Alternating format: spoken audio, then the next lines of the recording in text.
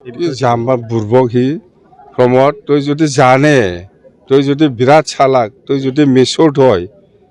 জিকাই ফেলাই দিয়কচোন ননাই চেৰপাং সমষ্টি হিচাপে বিপিএফ দলৰ পজিশ্যন 1 নম্বৰ ইয়াত পদম ফুলে নিজিকে আমি জিকিব আৰু জিকা পিছত আমি কৈছোঁ পলটপত ডাঙৰীয়াক আমি ইএম দিম স্পষ্ট কথা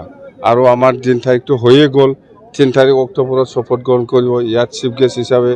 আমাৰ গভৰ্ণৰ ডাঙৰীয়া আহিব ইয়াৰ পিছত স্পেচিয়েল চিফ গেষ্ট হিচাপে আহিব আমাৰ অসমৰ মুখ্যমন্ত্ৰী পুৰা কনচেন আৰু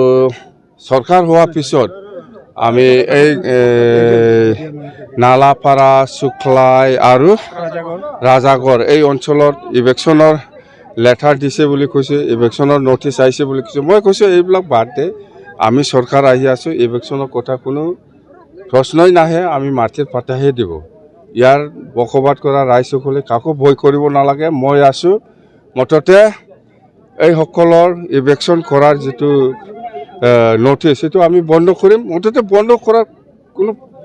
কথাই নাহে আমি মাটিৰ পাতাহে দিব বন্ধটো হ'বই ইয়াৰ লগত মাটিৰ পাতা আমি দিম বিপিএফ দলৰ মেইন ইছ্যুটো হ'ল সকলো জাতি জনগোষ্ঠীৰ যাৰ যাৰ লগৰ মাটিৰ পাতা নাই ইহঁতক মাটিৰ পাতা দিয়াটোই মেইন ইছ্যু মেইন এজেণ্ডা আৰু চৰকাৰ আহিলে সেইটোৱে আমি কৰিম বহুত শপত গ্ৰহণ 3 তাৰিখ অক্টোবৰত ওদালগুৰিত বিপিএফৰ পজিশ্যন খুব ভাল